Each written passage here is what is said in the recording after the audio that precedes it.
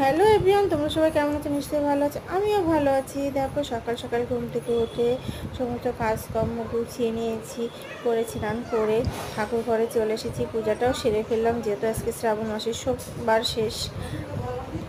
একটু দেরি হয় ঠাকুর ঘরে।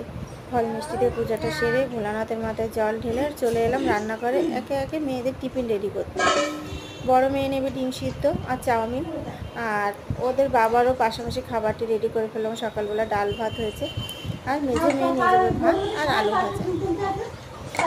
আসলে কি, সকালটা সবারই ব্যস্তর সাথে কাটে। মেয়েরা স্কুলে যায়, বাবা বাইরে বেরিয়ে পড়ে, তারপর সারাদিনে আমি তেমন কোনো কাজ থাকে না, ফ্রি থাকি। আদরকে নিয়ে সময় কাটে আমার সারাটা দিন। যেহেতু আমার ছোটো একটা বাবু আছে, ওকে নিয়েই আমি সারাদিন থাকি।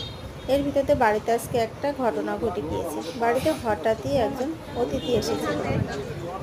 অতিথিকে দেখলে তো ভীষণ ভীষণ ভয় লাগে। এনাকে কোথাও খুঁজে পাওয়া যাচ্ছে না, সবাই খোঁজাখুঁজি করছে। অবশেষে দাদাভাই এলো। দাদাভাই এসে এনাকে উদ্ধার করলেন।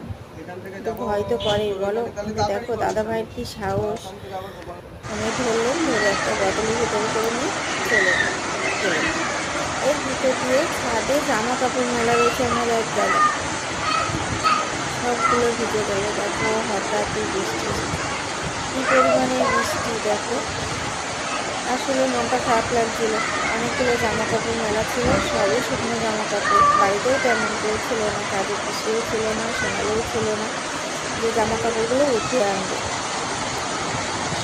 তারপর আমি ছাদে গেলাম, ছাদে যে জামা কাপড়গুলো নিয়ে এসে আবার নিম দিয়ে মেলতে কার ভালো লাগে তোমরা বলো? যদি শুকনো জামা কাপড় ভিজে যায় কেমন কষ্ট হয়, ওইগুলোকে আবার শুকাতে হবে। ভীষণ খারাপ লাগছিল আসলে। দেখো কী পরিমাণ বৃষ্টি হচ্ছে, কিন্তু গরম কমছে না। এত বৃষ্টি হচ্ছে, তার ভিতরে দেখো গরম কমার কোনো লক্ষণই নেই। তারপরে সন্ধ্যাবেলা একটু বাইরে বেরিয়েছিলাম আমি আমার মেয়ে একটু কেনাকাটা করতে, যেহেতু সামনে পূজা, একটু একটু করে কেনাকাটা না করলে হবে না।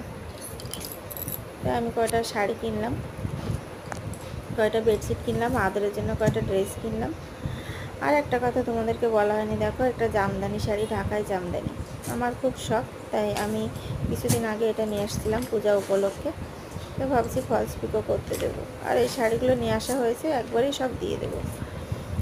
তো চলো পরের ভিডিওয় তোমাদের সাথে আমার আবার কথা হবে। সেই পর্যন্ত তোমরা ভালো থেকো, আর আমার এই ইউটিউব চ্যানেলটি তোমাদের যদি ভালো লেগে থাকে একটু লাইক কমেন্ট করে সাবস্ক্রাইব করে আমার পাশে থেকো।